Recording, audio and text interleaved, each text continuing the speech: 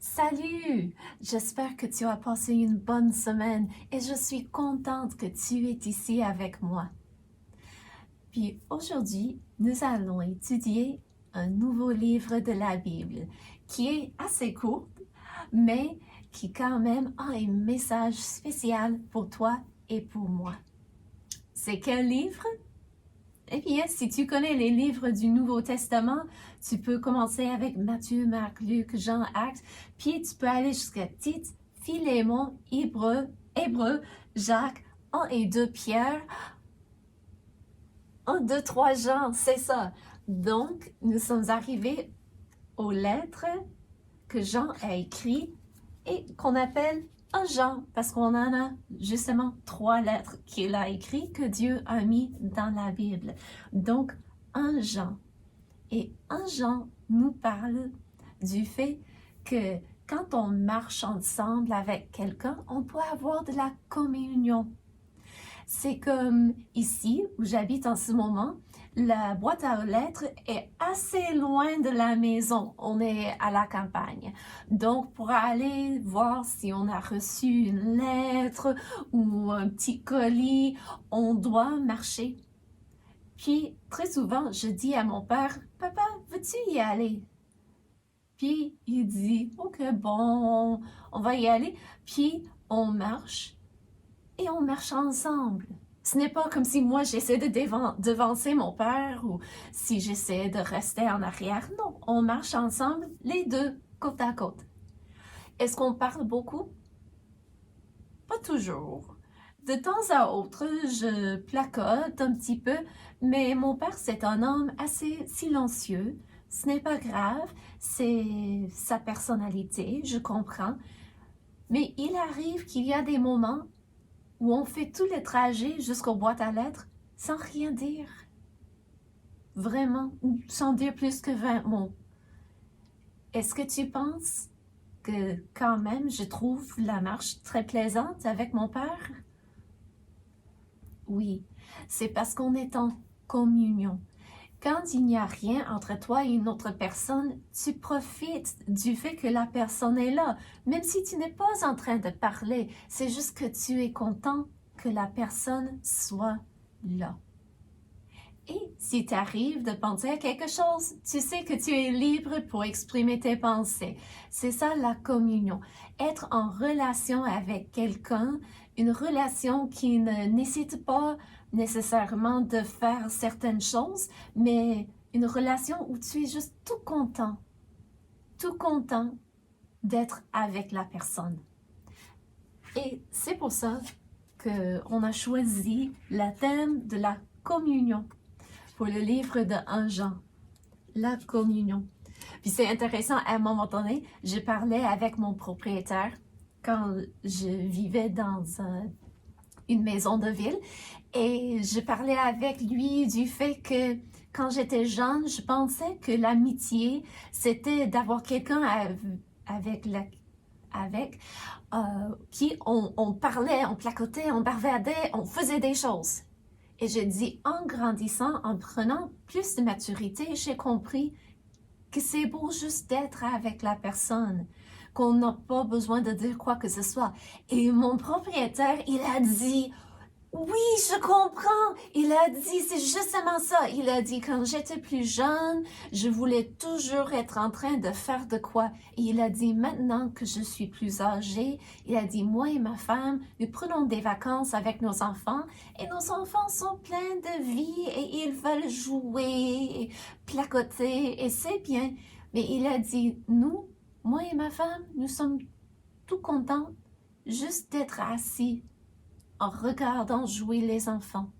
Nous n'avons plus besoin de parler beaucoup parce qu'on est juste content que l'autre personne soit là. Et ça, c'est mon idéal de ce que ça veut dire la communion. D'être content juste avec l'autre personne. Et si Jean nous parle de la communion, est-ce qu'il parle de la communion entre un homme et sa femme, entre parents et enfants, entre amis? Pour savoir, ça va nous aider de plonger nos regards dans la Bible pour regarder le verset thème. Donc, si tu as ta Bible avec toi, tu peux l'ouvrir au livre de 1 Jean, qui n'a que 5 chapitres. Donc, c'est assez court comme livre, assez long comme lettre. Et 1 Jean au chapitre 5 et au verset 13. Et Jean nous dit expressément pourquoi il a écrit ces choses.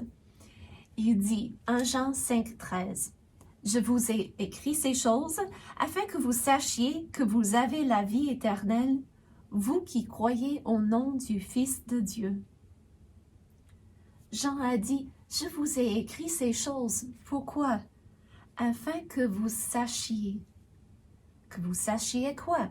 Afin que vous sachiez que vous avez la vie éternelle, vous qui croyez au nom du Fils de Dieu.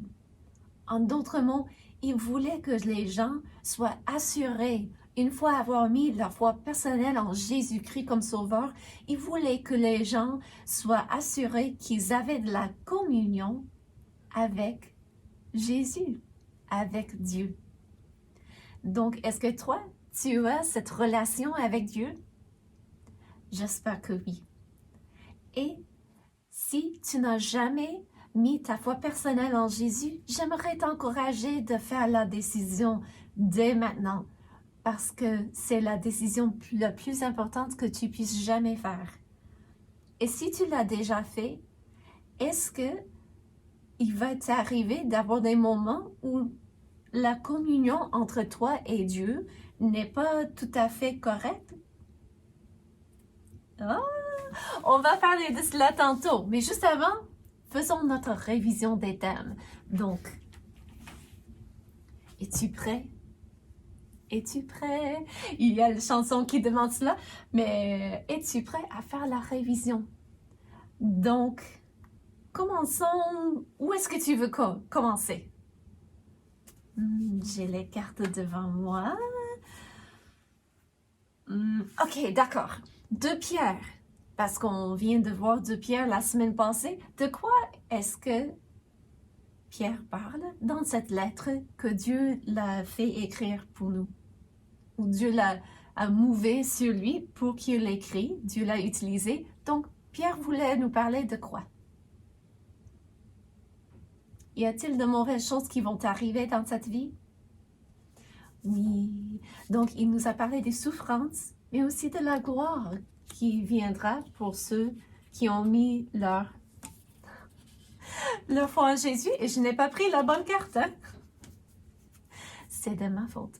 Donc, attends. Est-ce que je me suis mélangée? Je crois que oui. Est-ce que tu t'es aperçu de mon erreur? C'est Pierre qui nous parle des souffrances et de la gloire. Même Madame la monitrice, elle a besoin de réviser les choses. Donc, 2 Pierre nous parle de quoi? Moi, je peux tricher un petit peu parce que Gré a fait les bordures striées et solides. Donc, il me reste qu'une carte aux bordures solides et ça dit les derniers temps. Donc, 2 Pierre nous parle des derniers temps. Je pense que je dois réviser encore, hein? Mais ici, ces cartes-là, je pense qu'on va y arriver sans faire d'erreur. Donc, Philémon nous parle de quoi? Du pardon, justement. Donc, oui, du pardon. Et le livre aux Hébreux nous parle du fait que Jésus est supérieur à la loi de Moïse et qu'il exerce la sacerdoce. Est-ce que tu te rappelles? Je sais que c'est un mot qu'on n'utilise pas tout le temps, mais le sacerdoce de Christ, c'est supérieur à la sacerdoce de prêtre qui avait exercé la loi de Moïse. Mais c'est la loi que Dieu a donnée à Moïse, mais en tout cas. Puis, Jacques. Est-ce que tu te rappelles? Jacques nous parle de la vie chrétienne. pratique, c'est ça. Et ça veut dire que Tite, il parle. J'ai la dernière carte de l'ordre dans l'Église. Je commence à imaginer que Tite est habillé en juge parce que ça me rappelle l'ordre. Comme font les juges, ils appellent la cour à l'ordre et ça, l'image dans mon imagination m'aide à me rappeler que le livre de Tite parle de l'ordre dans l'Église. Donc, bravo, merci de m'avoir aidé et maintenant, c'est à nous de chanter.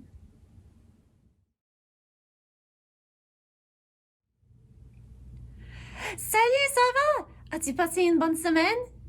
Oui, ici, on a fait des carrés au chocolat. Oui, et j'aimais ça, manger ça. Et pas essayer, mais d'aider à lécher le bol après. C'était tellement bon. Mais tu sais, ce qui est mieux que les brownies, c'est de connaître Jésus comme sauveur. Parce que comme ça, on peut savoir qu'on a réglé son compte entre lui et Dieu et on peut savoir que sa destination finale, c'est le ciel et la nouvelle Jérusalem, la nouvelle terre que Dieu va faire pour que tout soit remis comme il faut. Et tout sera beau, il n'y aura plus de maladies, plus de pleurs. Ça va être magnifique. En tout cas, parce qu'on n'y est pas arrivé encore, j'aimerais te chanter une chanson pour t'encourager pour ta vie ici sur la terre, avant que tu y ailles, si tu as accepté Jésus comme ton sauveur. Donc, quand tout va bien ou quand tout va moins bien, regarde à Jésus, car il est près de toi. Oui, quand tout va bien ou quand tout va moins bien, quand tout va de travers, regarde à Jésus. Quand tout est gris et quand rien ne va plus, regarde à Jésus, car il est près de toi. Oui, quand tout est gris et quand rien ne va plus, pour retrouver la joie, regarde à Jésus. Et je suis tellement content que la Bible nous dit que ceux qui ont mis leur confiance en Jésus peuvent savoir qu'il a promis de ne jamais leur abandonner et de ne jamais leur laisser seuls. Ah, ça me fait penser à un cantique dans le livre aux cantiques. Non, jamais tout seul. Oh, peut-être que tu le connais et tu peux le chanter pour tes parents. Mais j'ai aussi une autre chanson pour parler de la vie. Donc, Seigneur, si je chante le long de mon chemin, c'est que je peux t'adorer dès le matin. Oui, Seigneur, je veux te louer, car je suis dans la joie.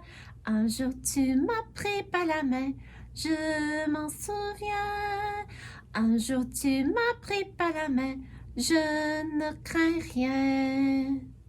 Seigneur, ta parole, oui, je peux l'écouter.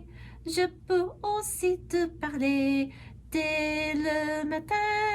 Oh Seigneur, je veux te louer, car je suis dans la joie.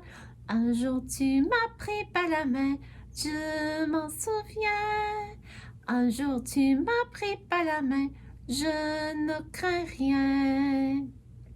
Seigneur, dans ce monde, j'irai parler de toi. Tu seras tout près de moi dès le matin. Oui, Seigneur, je veux te louer, car je suis dans la joie. Un jour, tu m'as pris par la main, je m'en souviens. Un jour, tu m'as pris par la main, je ne crains rien. Il est tellement bon, Jésus. Sais-tu que le secret de la joie et du contentement, c'est de le connaître et de suivre ses conseils dans la Bible? Mais si, c'est un secret qu'on doit dire à tout le monde. Je voudrais que chacun sache ce qui me rend si joyeux. Je voudrais que chacun sache quel est mon secret. Mon secret, le voici. Mon secret, c'est de connaître Jésus. Je voudrais que chacun sache ce qui me rend courageux. Je voudrais que chacun sache quel est mon secret. Mon secret, le voici. C'est que j'ai mis ma confiance en Jésus. Je voudrais que chacun sache pourquoi je vais de l'avant. Je voudrais que chacun sache quel est mon secret. Mon secret, le voici. Je vous le dis, devant moi se trouve un guide. Je le suis, c'est Jésus. Oui, il est le meilleur guide dans le monde parce que c'est lui notre créateur. Il nous a créés, donc il sait ce qu'on doit faire pour suivre le meilleur chemin.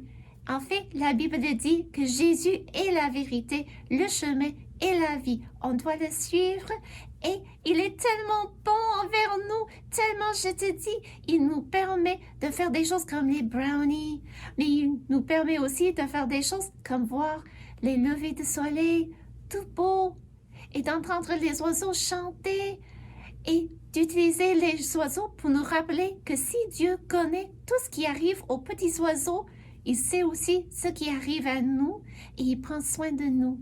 Il est tellement bon, on doit le louer avec nos chants, mais aussi on doit le louer en apprenant sa parole et en obéissant à sa parole.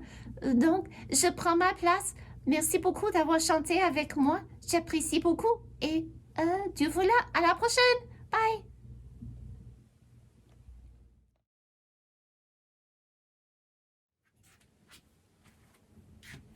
Rosie?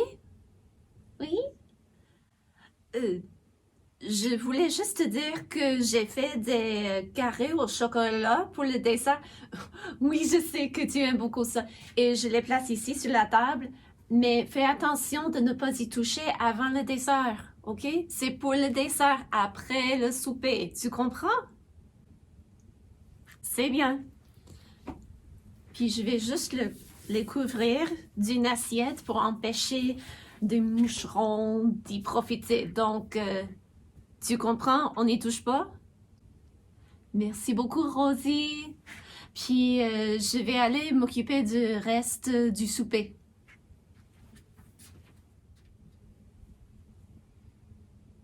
Que ça sent bon! Que j'aimerais! Oh! Mais elle m'avait dit de ne pas y toucher. Mais c'est couverte. Je vais juste regarder. Oh. Oh. Tu sais quoi? Il y en a une toute petite juste là. Elle ne va pas savoir si j'en prenne. Donc, viens ici. Mon brownie à moi. Oh, attends.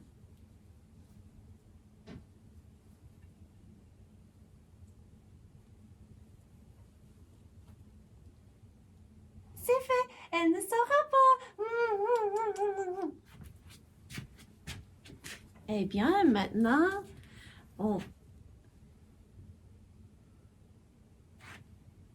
Rosie? Rosie? Viens me voir, s'il te plaît. Oui? Rosie, pourquoi manque-t-il un carré au chocolat? Oh, il en manque une. Oh, comment ça s'est arrivé?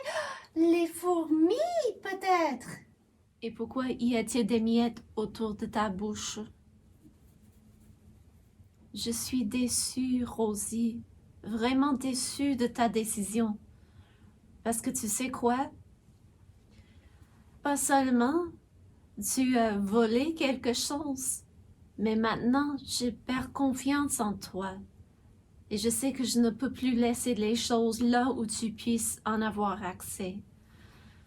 Ça m'attriste beaucoup. Puis, tu n'auras pas de dessert aujourd'hui et tu n'auras pas de dessert pendant toute une semaine pour cela. Tu comprends? Mais non, je veux avoir de dessert. Je ne veux pas y manquer. Oh, tu sais, je ne pouvais pas m'empêcher parce que ça sentait tellement bon. L'odeur était alléchante. Et je ne pouvais pas m'empêcher d'y regarder. J'ai jeté un tout petit coup d'œil. Ne me donne pas des excuses. Tu savais bien que je t'avais interdit d'y toucher et tu as décidé d'y manger quand même. Donc ne me donne pas des excuses. Mais, madame, chérie, je t'aime beaucoup. Puis-je avoir un câlin? J'aime beaucoup les câlins, mais Rosie, ça ne change rien. Mais ce n'est pas de ma faute. C'est de ta faute parce que tu as laissé les brownies là où j'aurais pu en avoir une. Ce n'est pas de ma faute, tu n'aurais pas dû. Rosie, tu ne dois pas blâmer quelqu'un d'autre pour tes propres décisions. Je ne t'ai pas fait venir ici, soulever la serviette et prendre une des carrés. C'est toi qui as décidé de le faire.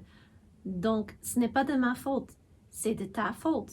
Tu l'as fait de ton propre gré et maintenant, tu vas vivre avec les conséquences.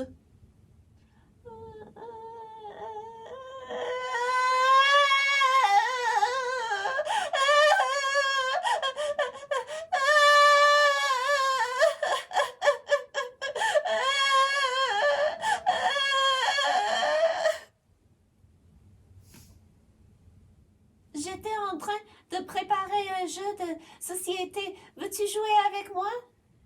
Et comment saurais-je que tu ne vas pas tricher au jeu? Parce que tu l'as déjà fait.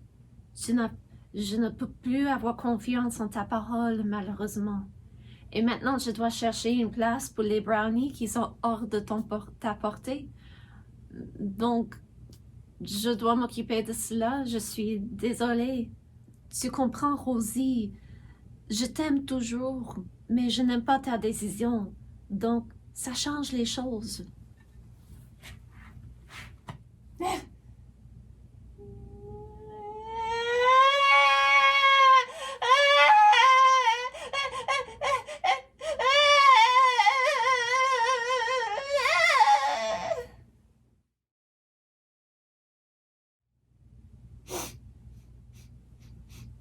Rosie?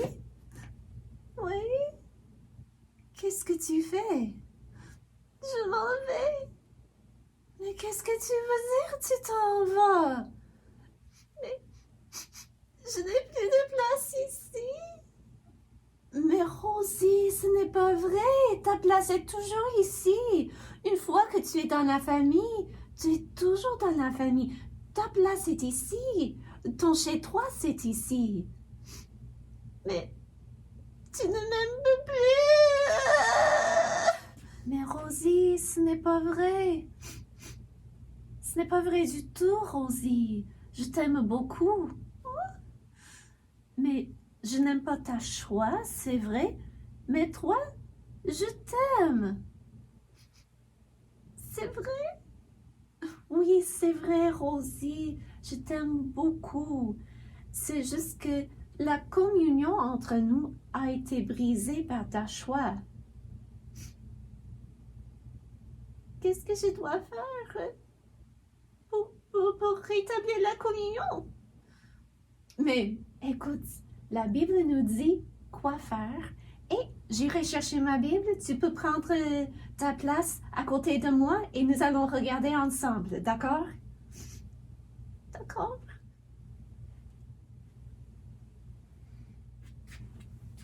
Je vais déposer mon sac. Oui, tu peux le faire. Donc, qu'est-ce que dit la Bible de ce que je dois faire pour rétablir qu'est-ce que tu as dit? La communion, Rosie.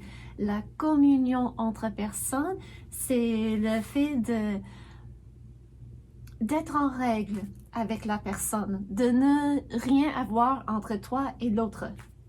Oh, et que dit la Bible?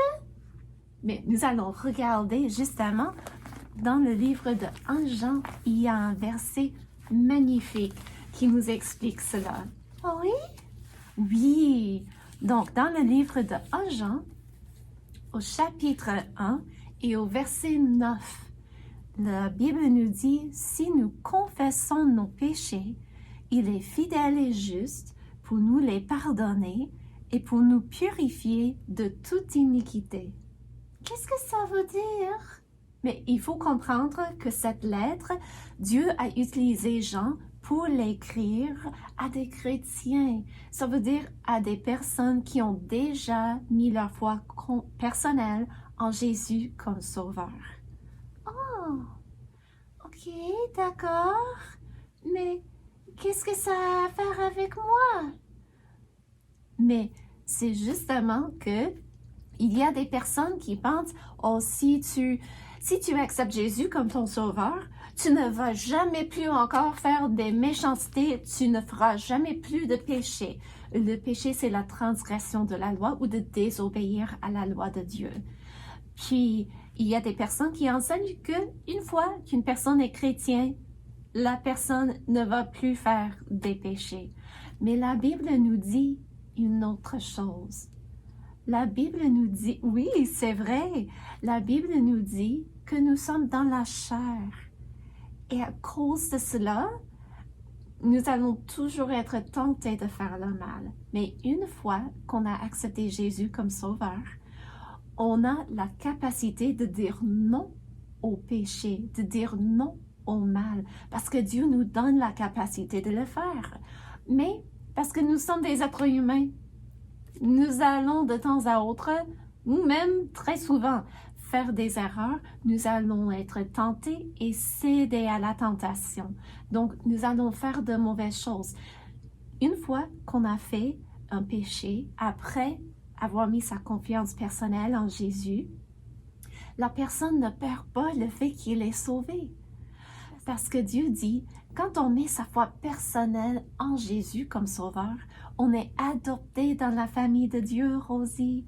Et une fois qu'on est adopté, ça, c'est pour l'éternité. Et Dieu tient à ses promesses. Donc, s'il nous offre la vie éternelle, ça ne peut pas arrêter. Donc, on est dans la famille de Dieu, on est sauvé, on ne doit plus payer les conséquences de ses péchés pour l'éternité dans la place qui s'appelle le lac au feu. Mais il y a toujours la communion entre la personne et Dieu son Créateur. Et la communion, c'est d'être en règle avec lui. Donc ici, la Bible nous dit quoi faire quand nous faisons un péché en tant que chrétiens et nous voulons demander le pardon auprès de Dieu pour régler notre compte, pour être en communion avec lui.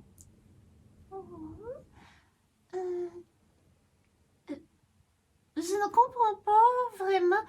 Peux-tu me l'expliquer encore un petit peu, s'il te plaît? Oh, mais bien sûr que oui, Rosie! Bien sûr que oui. Donc, si nous, les personnes qui ont déjà mis leur confiance en Jésus comme sauveur, si nous confessons nos péchés, est-ce que tu sais c'est quoi confesser son péché? Non, pas vraiment. Mais le mot confesser veut dire d'avouer ou de reconnaître quelque chose. Donc, on avoue, j'ai fait du mal, on reconnaît. En fait, le mot veut dire de se mettre d'accord avec Dieu concernant l'action ou la pensée ou la parole qu'on a dite. Et de se mettre d'accord avec Dieu pour reconnaître et d'avouer, c'est mal ce que j'ai fait. Oh, comme d'avouer que c'est mal de prendre les brownies comme tu as dit de ne pas en prendre. Mais Rosie, écoute, mais écoute, Rosie, il y a un moyen de rétablir la communion entre personnes. Si ça marche entre les personnes et Dieu, ça marche aussi entre les personnes. Oh. Et ça marche aussi entre les personnes et les marionnettes. Oh. Donc, tu as raison. Avouer que c'était mal de prendre le brownie, c'est de confesser cela. Mais la Bible continue, si nous confessons nos péchés, les mauvaises choses que nous avons faites, il, Dieu, est fidèle et juste. Et qu'est-ce que ça veut dire? Mais ça veut dire qu'il est juste, il va le faire, il nous l'a promis, et il va le faire. Il est fidèle, Rosie. Il tient à ses engagements. Quand il nous dit qu'il va faire de quoi, il va le faire, parce que Dieu ne ment jamais. Et il est fidèle et juste. Quand on confesse ses péchés, on avoue qu'on a fait du mal. Lui, il est fidèle et juste pour nous les pardonner. C'est magnifique! Je sais, Rosie, parce que le pardon, ça veut dire qu'on est libéré de sa dette. Donc, tout est en règle entre toi et l'autre personne ou l'autre marionnette parce que la dette est réglée. Tu es libéré de cela. Donc, ça ne veut pas dire que ça efface le mal qu'on a fait, mais ça veut dire que la dette elle-même est effacée. On ne tient plus contre nous la dette que nous devons envers la personne. Comme moi, je ne peux plus te redonner le brownie et tu ne tiens plus cette dette envers toi contre moi? C'est ça, le pardon. Donc, tout rentre en règle entre les deux êtres. Oh, je veux être pardonnée! Oh, je sais, le pardon, c'est magnifique, n'est-ce pas? Oh oui, oui, oui! Et ce qui est même plus merveilleux, c'est que Dieu ne tient aucune rancune contre nous. Quand il nous pardonne, ce n'est pas comme s'il va nous rappeler des choses, peut-être pour nous dire hey, toi, comme font les êtres humains. Non, il ne garde pas rancune contre nous.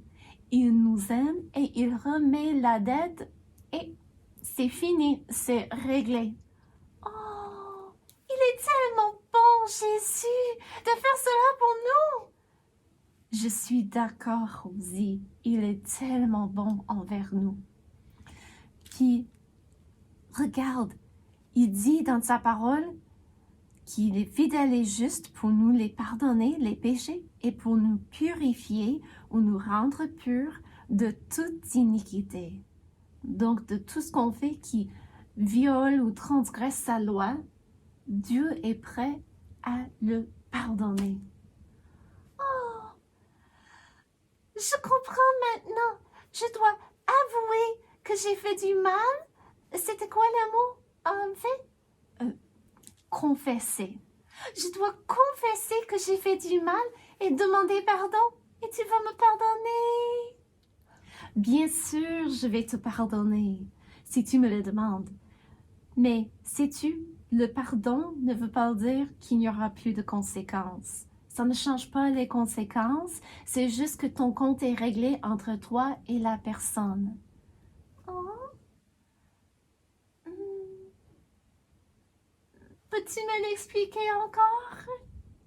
Mais écoute, allons regarder dans un des psaumes où David raconte ce qui lui est arrivé quand il avait fait du mal et quand il a demandé le pardon auprès de Dieu.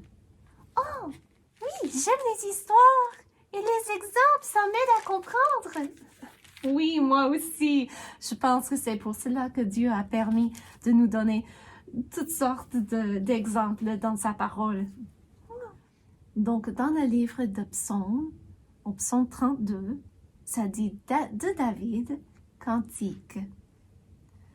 Heureux celui à qui la transgression est remise. C'est quoi une transgression? C'est quand on désobéit à la loi de Dieu. C'est ça. Peux-tu me donner des exemples? Comme voler? Oui, comme voler.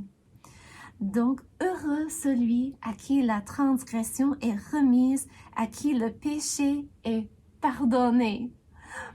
Heureux l'homme à qui l'Éternel n'impute pas l'iniquité et dans l'esprit duquel il n'y a point de fraude. Tant que je me suis tue, donc avant d'avoir demandé pardon, tant que je me suis tue, mes os se consumaient, je gémissais toute la journée, car nuit et jour ta main s'appesantissait sur moi. Ma vigueur n'était plus que sécheresse, comme celle de l'été. Pause. Donc, c'est un moment de réfléchir sur ce qu'il dit. David dit qu'avant d'avoir avoué ou confessé son péché, il ne se sentait pas bien à l'intérieur. Il n'avait pas la conscience claire. Moi non plus. C'est ça. C'est exactement ça.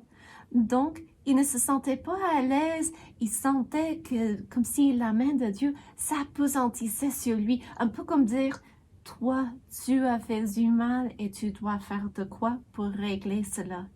Oh, je comprends. Oui, nous comprenons tous. Quand nous avons fait du mauvaises choses, ça nous arrive. Mais David dit, il continue, je t'ai fait connaître mon péché. Il parle envers Dieu. Je t'ai fait connaître mon péché. Je n'ai pas caché mon iniquité. J'ai dit, j'avouerai mes transgressions à l'Éternel. Et tu as effacé la peine de mon péché. Oh! Donc ici, David parle d'un moment où il avait fait quelque chose de mal et il savait, et tant qu'il ne voulait pas confesser cela, sa conscience ne le rendait pas tranquille.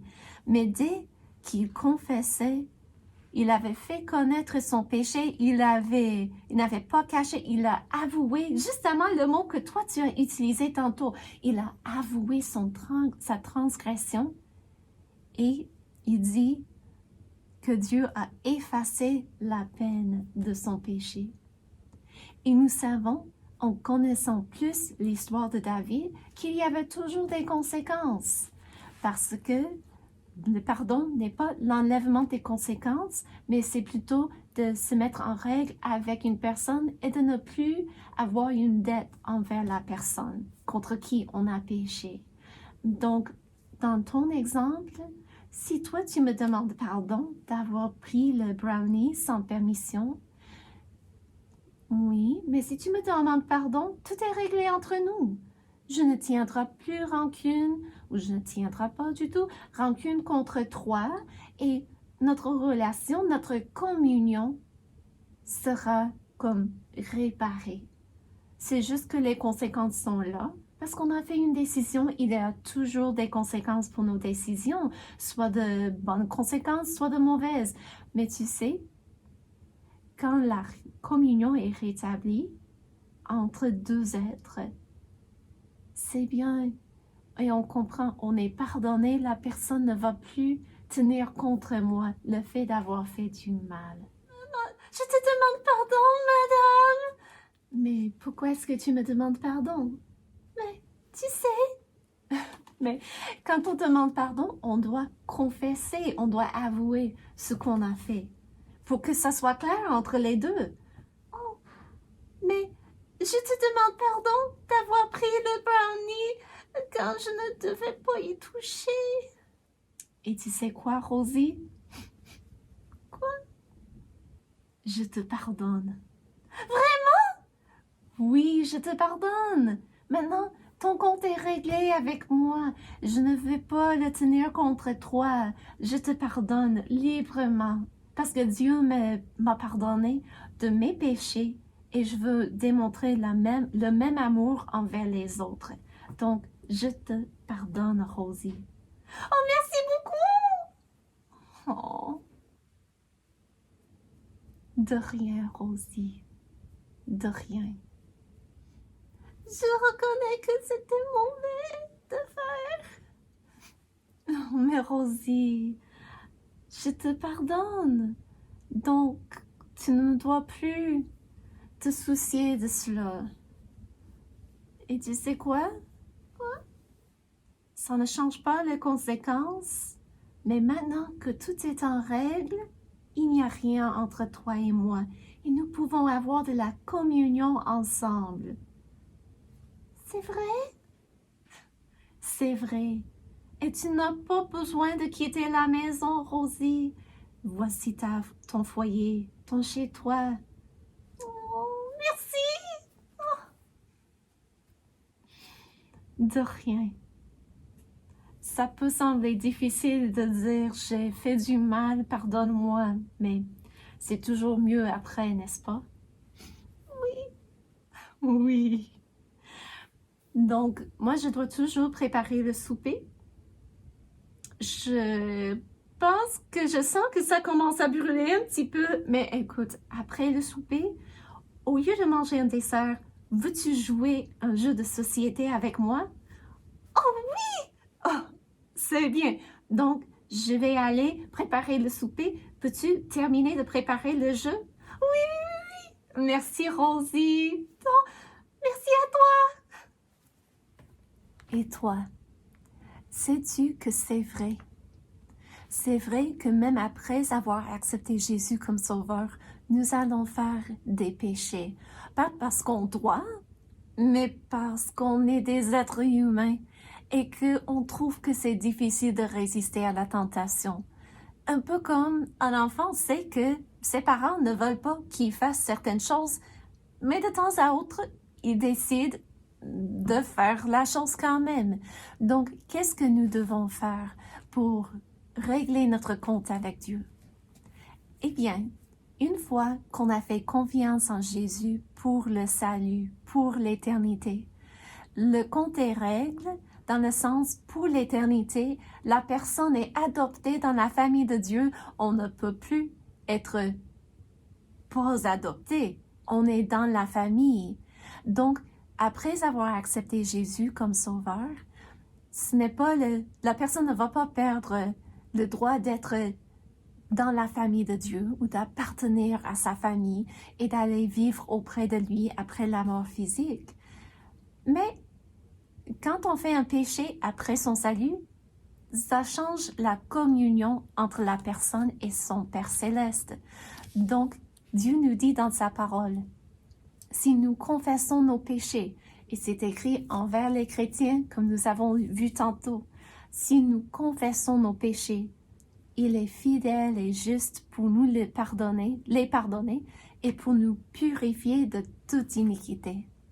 Donc, même comme quand tu fais quelque chose de mal, et il y a de quoi entre toi et tes parents, et tout n'est pas comme il faut à la maison, puis tu demandes pardon, il te pardonne, et cette relation, cette communion est réétablie entre toi et tes parents. C'est la même chose avec notre Père céleste.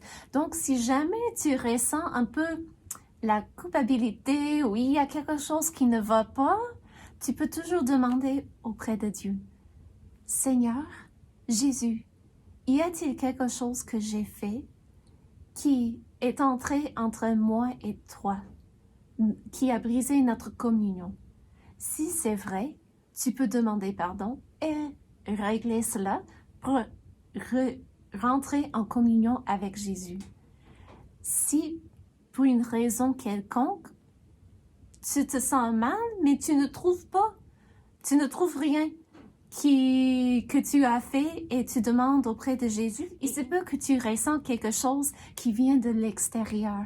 Peut-être que d'autres veulent que tu te sens coupable pour avoir fait ou n'avoir pas fait quelque chose, mais ce n'est pas entre toi et Jésus.